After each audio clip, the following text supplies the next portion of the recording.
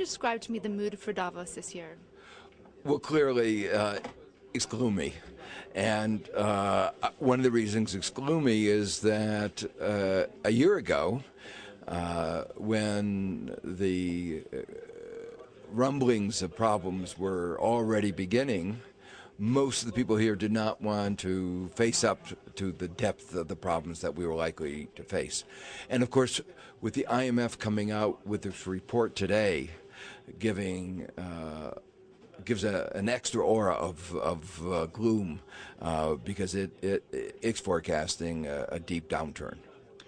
So for people who obviously can't be part of the sessions, can you give me some insight into what the sessions have been like today? Well, I think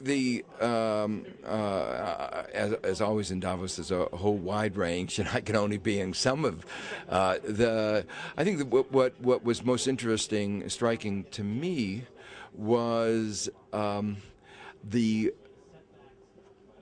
general consensus that unfettered markets don't work. This is a very big change from Davos as it's been, which is quite naturally a group, mostly people from the business community who've had a lot of confidence in markets, and now they say there's been failure on markets, there's been failure on government. What was particularly striking is when somebody said, you know, there's been a lack of responsibility and a lack of accountability. There was clapping, reflecting the view that in many people's mind, the financial sector has been acting as if something happened to them. It was an accident, rather than something that somebody did, a sense that somebody ought to be held accountable. Do you agree with that? Yes, I do. I think that some of the mistakes were innocent mistakes, but some of them have to do with deep-seated problems in our economic system. There were failed incentive structures, problems in corporate governance, and I think the important lesson is not, in my mind, to say point fingers, because that's shifting the focus from the systemic problems to particular individuals. The real thing is there were systemic problems, and the positive news is that at least most of the people I've talked to here seem willing to agree that there are systemic problems, they're serious, they're not going to be fixed overnight, but it won't be addressed simply by a good speech, a feel-good speech. It's going to require changes, and some of them may be painful, particularly to some of the people who've done very well in recent years. If you were to give one solution, one part of the solution, what would it be? Well, the most immediate solution, particularly from the perspective of the United States, is the need for an effective stimulus. An effective stimulus does not include significant tax cuts unless they're very closely tied to increased investment. Tax cuts for consumers, for households, repeatedly have not worked. They didn't work last February. They're not likely to work. And it's a disappointment to see that so much of the stimulus is taking that form and therefore not likely to deliver the bang for the buck, to deliver what the economy needs, particularly a concern given the way the national debt has been soaring. We can't waste money, and that's what it appears like. Too much of the money will be wasted.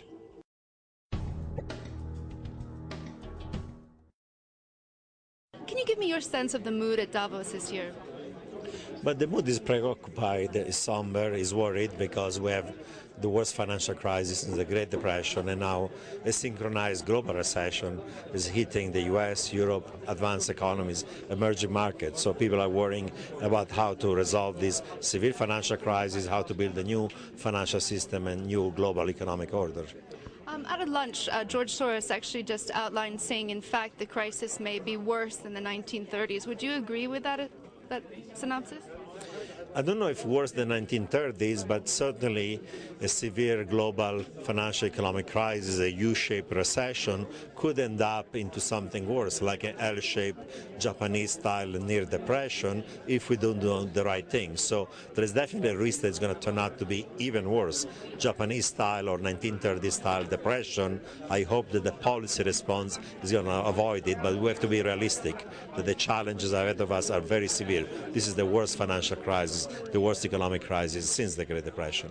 Obviously in the U.S. there's the fiscal stimulus plan that's going to come down the pipe, but is that enough, and what are some other things you would suggest to put the world back on straight financial shape?